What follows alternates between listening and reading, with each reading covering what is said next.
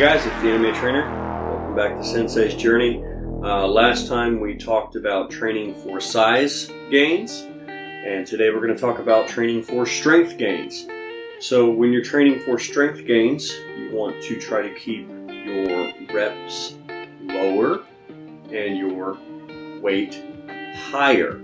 So when I say reps lower, I mean like 1 to 6. When I say weight higher, I mean like 85%, 80 to 85% and above your 1 rep max. Now that's not to say that you don't get strength gains for training in the hypertrophy range or training in the muscular endurance range. You do get strength gains in those ranges. Particularly, you get strength gains in those ranges. They do somewhat affect the other ranges. So for instance, if you're doing 20 rep squats, which lots of bodybuilder people do because 20 rep squats are boss.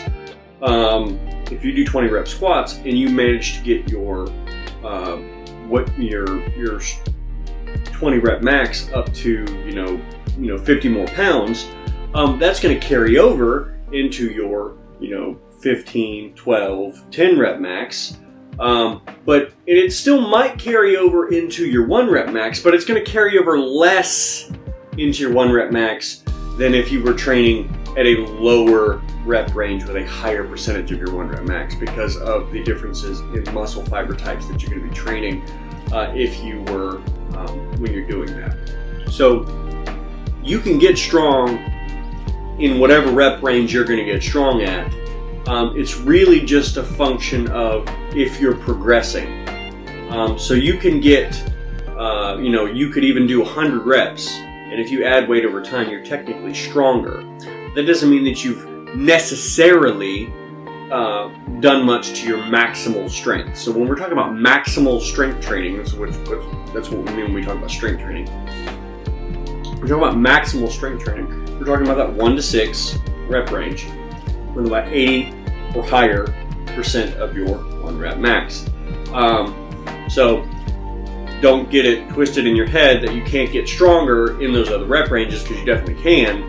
But when we're talking about strength training for maximal strength training, what's going to give us the most amount of efficiency for the amount of work that we put in, we're talking about that rep range. So what do I mean when I say strength training?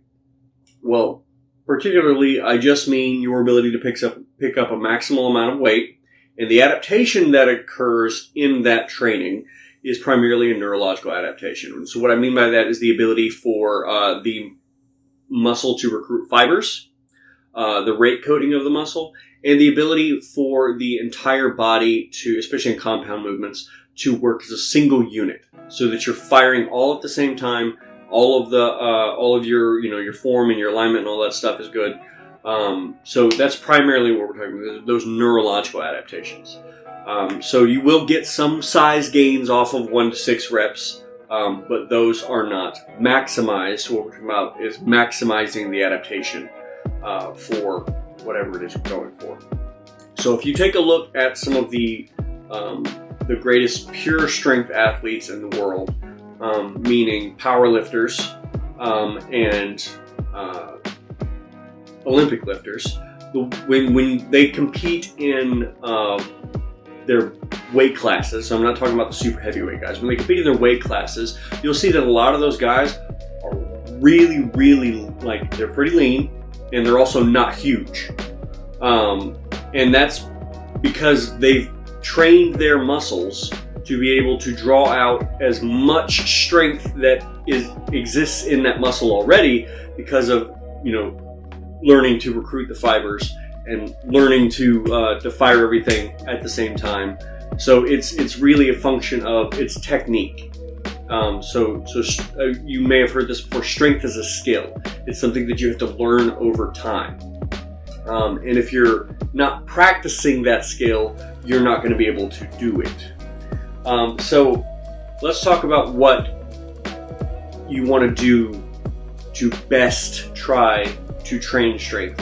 Now, some people want to say, well, if 1 rep max is max, the best kind of, if 1 rep is the best you can do for strength, then maybe I should train, 1 rep at 95, 96, 97% or something of my 1 rep max. And unfortunately, that doesn't really work. It works in competition, obviously. So if you're a competitor, please do train your 1 rep max.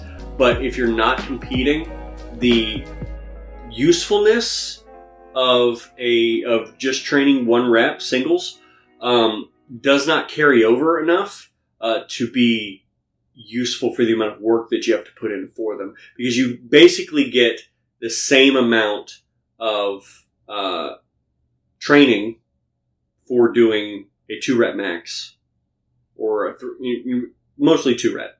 So I wouldn't necessarily focus on trying to do like heavy singles repeatedly. So like 5 sets of 5 at 80%, and then you increase as a whole over time. Or you may have 5 sets of 5, building up to 85%. Or you may have like 7 sets of 3, building up to 90% or something like that. And it's really just about finding a rep range that works for you, and that you're going to be consistent at. If you're very, very new to strength training, the 5 sets of 5 is a great place to start, because you can you do a lot of work there and you can get stronger. But if I'd say 2s and 3s.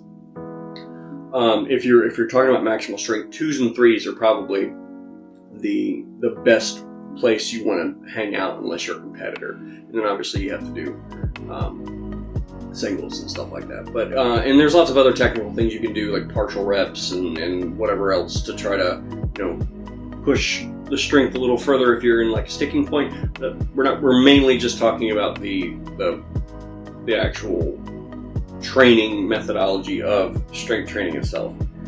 So I just wanted to keep it really simple today, just so that you guys understand how strength training operates.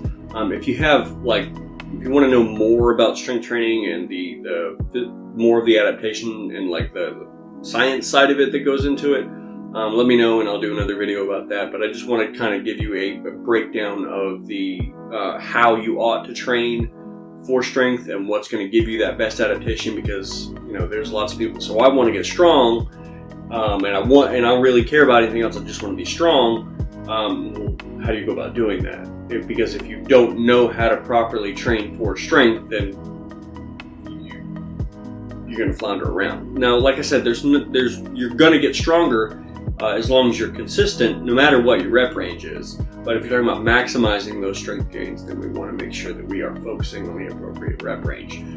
There's still benefit to doing the hypertrophy range, because a bigger muscle is a stronger muscle.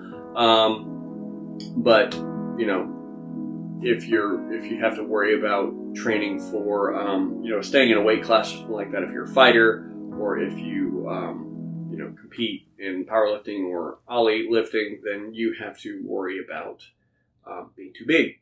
So fortunately, if you're just training for strength, then you get less of the size adaptation. Anyway, thanks for listening, guys. Kind of rambled there for a little bit. If you have any questions, please leave them in the comments. And until next time, good luck and train hard.